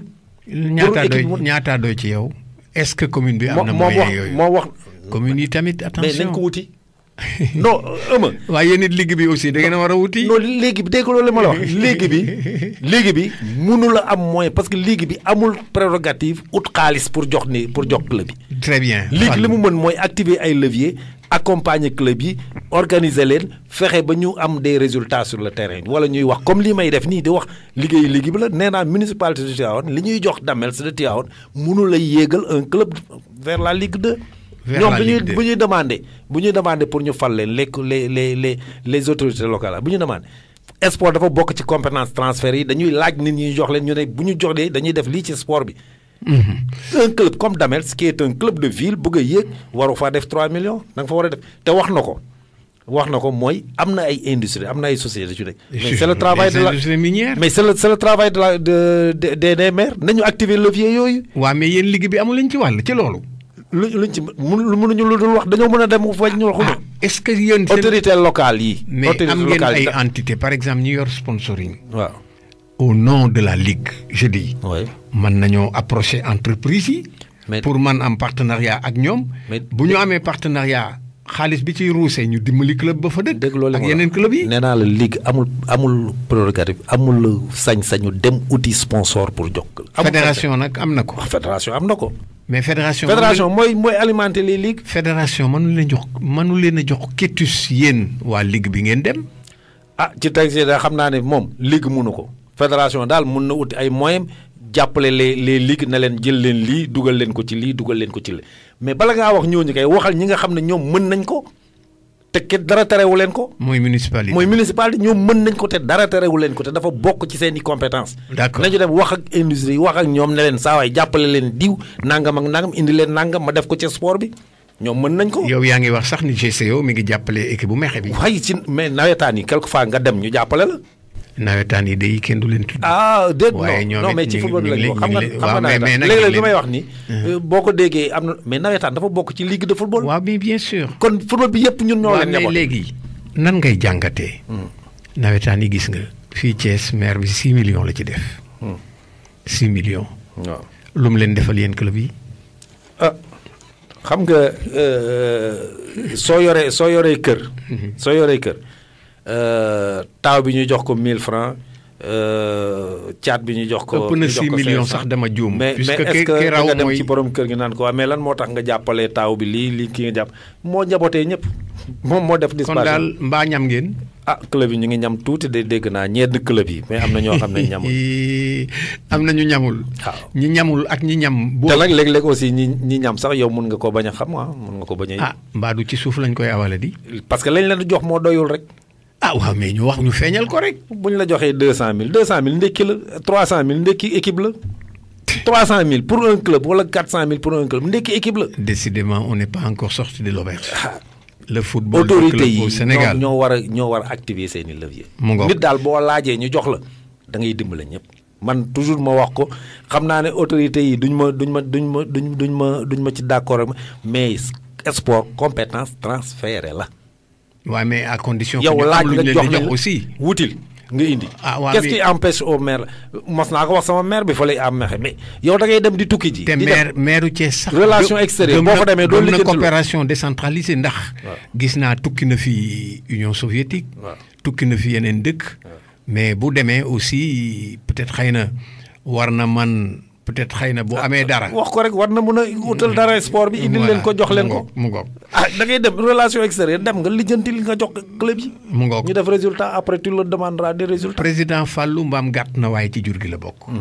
ñu ñëw nag ci football féminin jigéen ñi. jigéen ñi yéen a leen njaboote. waaw ni ngeen njaboote góor ñi. gis nga benn club de D1 la ñu am muy Dorade bu Mbour. Dorade bu Mbour ñi ngi ko sos en 1977. benn club moo ko jiitu ci existence muy Gazelle de Dakar bi Elliott Khouma le pionnier wala boog le père du football féminin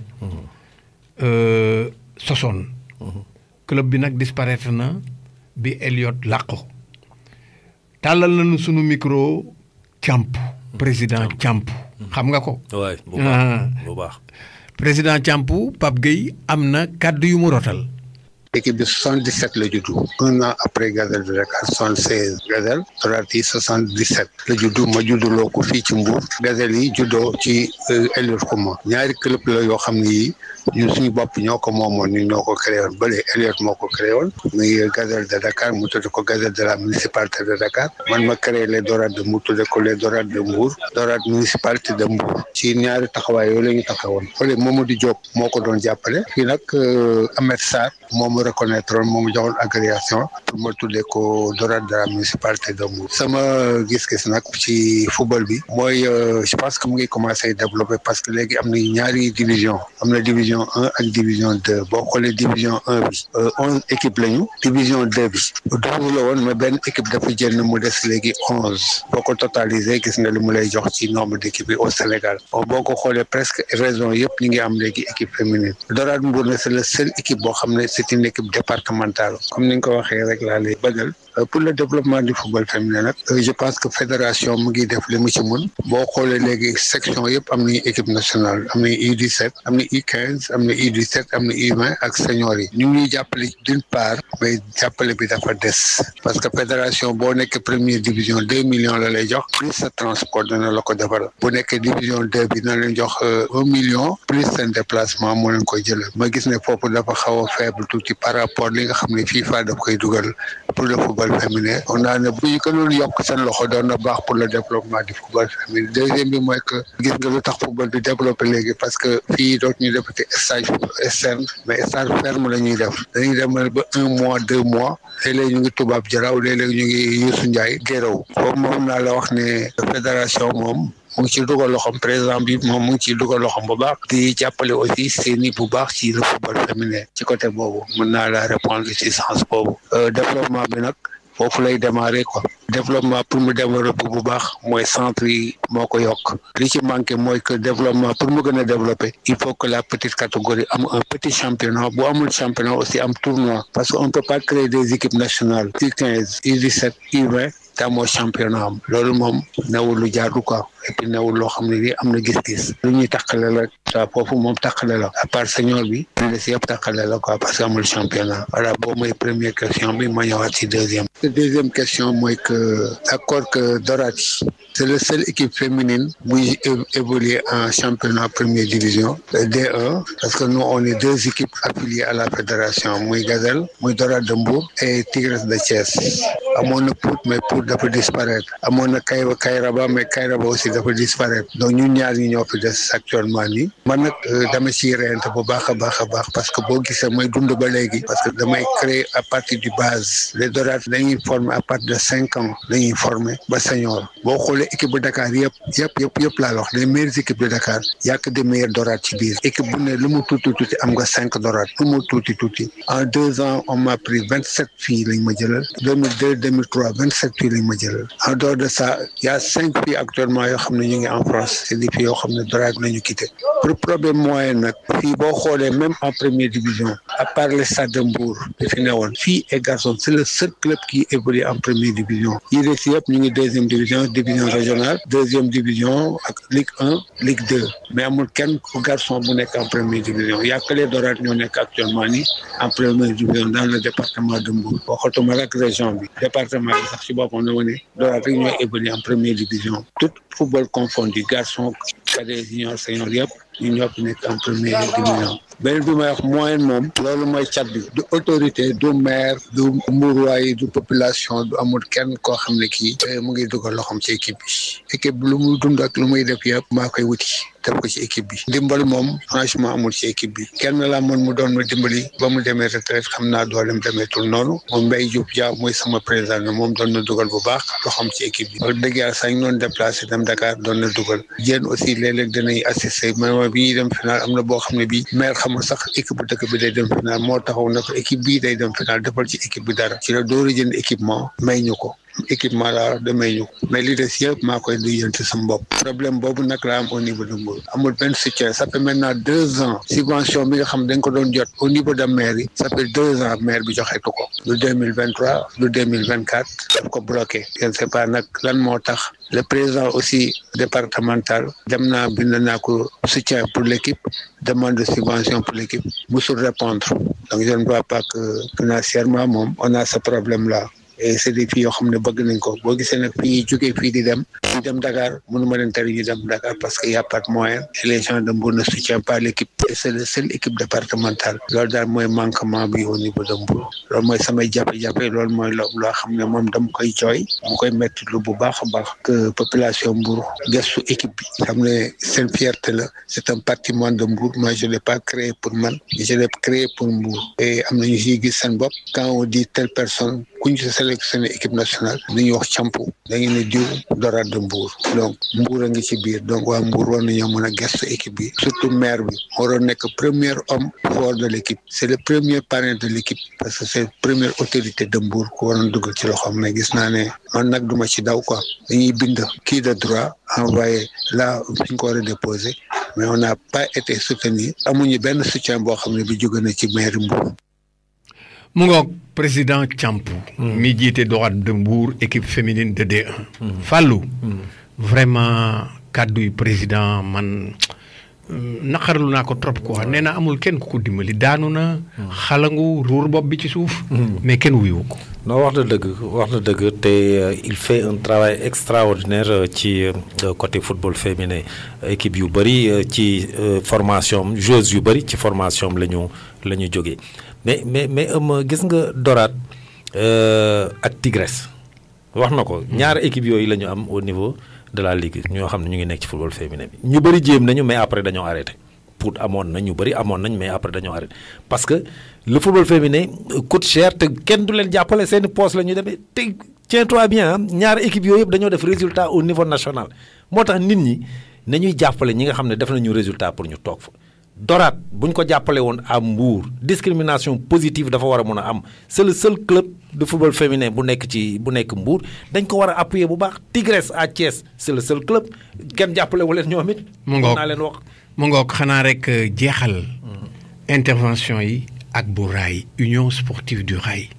foofu nag président Alioune Sarr moo ko jiite yàgg na à la tête de l'équipe ñu déglu ko. Merci beaucoup, Ama. Di savoir également si répondre à vos questions en apportant notre contribution à votre antenne décentralisée que nous saluons. Effectivement, Union sportive du Rail, c'est un club soixantenaire qui a l'âge du Sénégal. Le club qui est né dans les années des indépendances avec 4 sections. Et en 2025, 62 ans après, ces 4 sections sont toujours vivantes. Sont toujours vivantes parce que de 63 à maintenant, nous avions 4 sections, football, basket, handball, athlétisme. Et en 2025, nous avons encore conservé ces 4 sections. Et c'est ça l'exploit au niveau de l'Union sportive du Rail. Et cela aussi explique souvent les performances en dents de scie. Effectivement, le club a traversé une crise profonde. Et cette crise profonde-là était liée à des facteurs internes comme des facteurs exogènes. La première chose qu'on peut dire, moi, que chemin de fer, faut l'Union sportive du Rail se adossée. Pendant presque une quarantaine d'années, l'équipe était adossée au chemin de fer. Le chemin de fer qui faisait tout, qui apportait les ressources financières, matérielles. Mais le grand problème, c'est que le sevrage a été brutal. On a préparé retrait au chemin de fer. Le chemin de fer réformable Rail.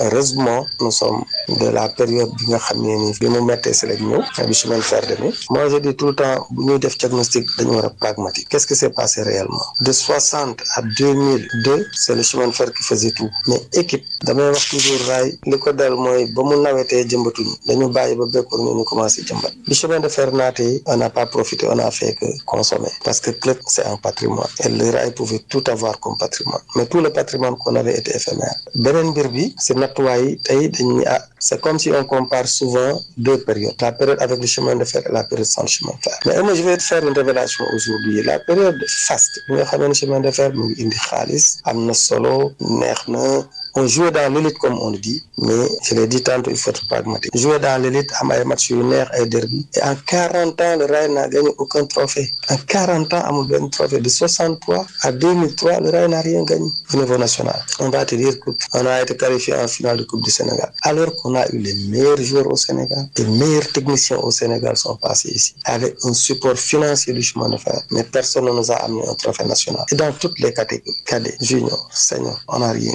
Et là, c'est un constat. Maintenant, bon, nous sommes dans l'élite. Et la période où nous sommes dans l'élite, le chemin de fer effondré avec toutes les conséquences. Mais c'est là où l'Union sportive du Rail a gagné 8 trophées. 8 trophées. Et ces 8 trophées-là sont dans les 4 sections des Coupes du Sénégal. Le football a gagné une Coupe du Sénégal en junior. Le basket, le handball, l'athlétisme, partout on a gagné sans ressources, sans moyens. Maintenant, si on vous dit que le Rail ne va pas gagner parce que le football du dos. Ah non, mais l'équipe de handball féminine a été désignée révélation de la saison dernière qui sont montés en première division. L'équipe de handball a joué la finale de la Coupe du Sénégal. L'équipe de basket, n'en parlons pas, qui joue les grands rôles. Dans l'athlétisme, nous avons toujours des champions. Mais toujours, la référence, c'est le football. Mais la raison, elle est toute simple. Vous savez, à un moment donné, toutes les équipes au Sénégal ont traversé une période de crise. Mais comment ils sont développés à une stratégie de survie? Mais en abandonnant plusieurs sections qu'ils jugeaient inutiles. On a vu des clubs qui avaient football, basket, handball, mais qui disent non, mais allons-y avec le football. Et tous les moyens ont été réorientés. Nous, Rai, on n'a pas voulu adopter cette stratégie-là. On a voulu maintenir intactes ces 4 sections. Et aujourd'hui, à la défense, ces 4 sections sont encore vivantes. Le football, c'est la locomotive qui demande beaucoup plus de moyens, mais qui est obligé de partager aussi les maigres moyens qu'il a avec les autres sections. Mais période de vache maigre, on a su s'organiser pour rester en vie, pour développer des stratégies. Comme vous l'avez dit, l'année dernière, c'était prémonitoire. De 63 à 2023, le chemin de fer était là. De 2003 à 2023, le chemin de fer avait disparu. Mais c'est en 2023 et 2024 que les chemins de fer du Sénégal sont revenus pour reprendre le partenariat avec l'Union sportive du rail. Donc il y a de l'espoir aujourd'hui que le chemin de fer Bignou, on va travailler sur d'autres stratégies, on va travailler également sur les infrastructures, on va travailler sur la formation, sur beaucoup d'autres domaines. Parce qu'alhamdoulilah, on a survécu maintenant avec le chemin de fer. Je pense que le rail est revenu. On va encore nous entendre dans l'élite, mais dans une élite qui gagne des trophées. Pour terminer, je lance un appel à toute la famille du rail parce que beaucoup c'est plus plomber les résultats de l'équipe. Une vingtaine d'années de crise ininterrompue au sein de l'US Rail. La famille s'est déchirée, les gens se sont donné des coups. Certains n'ont pas voulu laisser l'équipe dirigeante faire son travail. Mais tout ça, moi, je suis un rassembleur. Nous sommes tous la famille. Et aujourd'hui, taisons toutes ces petites querelles qui n'ont pas d'utilité pour le club et regardons de l'avant. Et prenons la main tendue du chemin de fer et pour l'avenir de ces jeunes-là. Et pour mériter également le lait qui nous a été donné, pour que le rail revienne de la Thiessois. Donc, un message bien lancé pour tous les Thiessois, moi que Thiès doit manquer soutien pour ces clubs. Quand c'est un appel que je lance à toutes ces autorités de la ville, les clubs civils sont laissés à eux-mêmes. Peut-être le nouveau maire de la ville fait des efforts, ils sont encore largement insuffisants, mais quand même ce sont des efforts que nous prenons, que nous saluons. Mais le rail, c'est un club de la ville, c'est un club de la région. Et merci de nous avoir donné l'opportunité d'en parler. Merci à vous aussi, Président, d'avoir quand même répondu à nos questions. Président Fallou, la ñu amoon moo jeex. Kàddu gu mujj. waaw nuyu bu baax président Alioune Sarr kooku sama copain la bu ma déggee dina xam lu tax ma neen sama copain. On a siégé ensemble au niveau du conseil d'administration de la LFA. ma koy nuyu bu baax a baax kaddu bu mujj bi mooy soo dégloo. Ligue de football amateur LFA. Ligue de football amateur waaw ñoo bokkoon nekk ci conseil d'administration mu defu nag liggéey bu rafet aussi waaw ma koy nuyu bu baax a baax li may jeexale rek mooy boo dégloo ñëpp ñu wax coow li daanaka benn la mooy peut-être problème de moyens nit ñi war nañ leen gën a accompagner au niveau des clubs.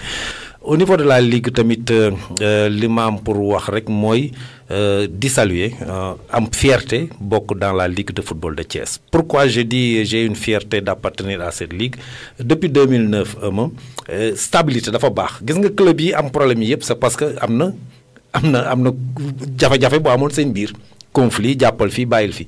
Au niveau de la ligue de Thiès nag si on parvient à faire des résultats comme ça c'est parce que la ligue est stable.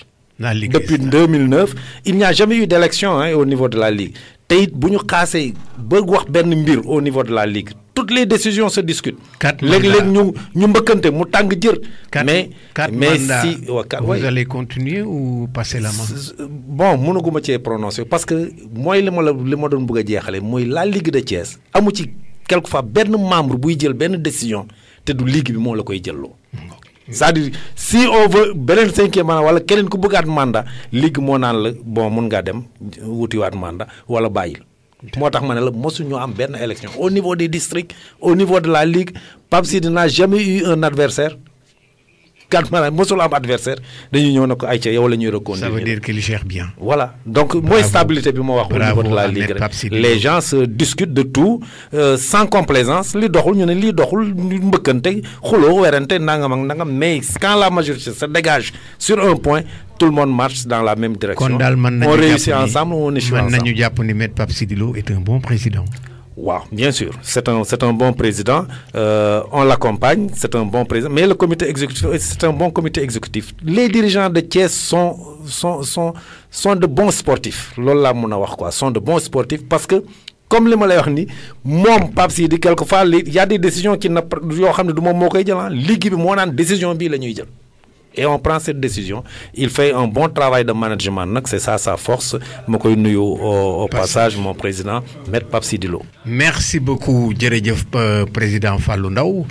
yow nga bàyyi ko woon ci ligue régionale bu Thiès doon vice-président chargé de la commission communication yor kàddu gi yow la ñu dalaloon fii ci émission Rétrosport ñu amale ko fii ci studio Sud FM Thiès man Eumeu Ndiaye maa ko présenté ànd ci ak sama waaw ñoo ko bokk ànd ci ak suñu technicien du jour muy Papa Gueye kon nag mbokk yi jërëjëf ci déglu bi